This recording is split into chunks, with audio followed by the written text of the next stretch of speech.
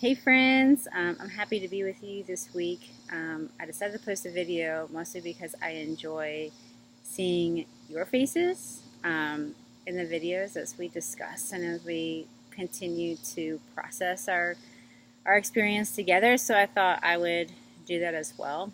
Um, and so I'm out here in my backyard. I'm at one of our tables. Um, you can hear the cicadas and the frogs in the background. It's a swampy 89 degrees, which doesn't seem that hot, but when it's like 95% humidity, um, it's a little uncomfortable, but I'm getting used to it. So, anyway, with our reading for the beauty of the earth, a couple things stood out to me. I thought chapter 1 was super beautiful in the way that he described the places that he loves the most within the world. And then chapter 2 seemed to take a drastic turn with some hopelessness and the destruction of creation and our lack of care for it. But one of the things that stood out to me is on page 37, and he's talking about the places of the heart. And he says this, he says, we care only for what we love only what we know, we truly know only what we experience. If we do not know our place, know it in more than a passing, cursory way, know it intimately and personally, then we are destined to use and abuse it. For we will care for our home place only if we love it, and we will love it only if we know it, and we will know it only if we experience it firsthand.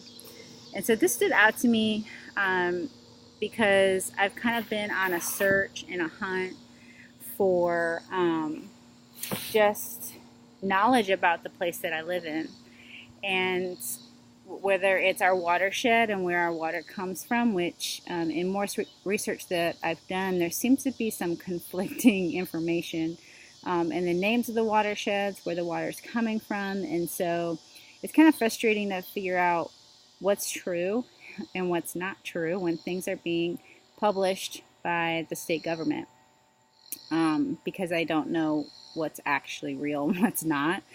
And so that's been frustrating, but also one of the things I've been thinking about when getting to know the land, and particularly the place that I live in. So my acre and my 1.08 acres that I live on, what is here when it comes to the species of plants and animals and insects? What was originally here, and then what has been brought in?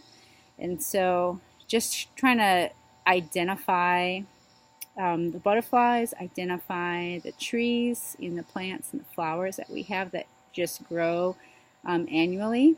And then what are we buying at, whether it's the farmer's market or, the garden center, that perhaps are not supposed to be here, but our pollinators are pollinating them, and then crossbreeding with other plants, and so on and so forth. And so just trying to do some research. And one of the things that stood out, we have these canna lilies along our deck. Here, I'll take you over to see them. They're really tall lilies, and they bloom these bright, like coral reds and yellows, and they have these large fern-like leaves on them, like these. I've cut them, I've trimmed them, because when you cut the blooms off, they grow more. Here's one that's kind of in bloom. But I know that these are not indigenous to our area, that they've come from a more tropical environment. And so they're really kind of beautiful. And so we have yellows and reds and oranges back here. And so I'm just wondering, what are these plants doing to the environment here? Are they causing trouble? Are they okay living here? I mean, they grow and they multiply every year, but is it good for them to be here? And so just the knowing of the land means that we can love it. And just like with people, the more we know them, sometimes the more we love them or the more we dislike them, to be honest. But so just that kind of sat with me this week as I've been researching my place and my home, and thinking about the paper coming up. What does it look like to continually be loving and learning about the place that I live? So a little long, for the video. But I love you guys. I miss you. And I hope to talk to you soon. Bye.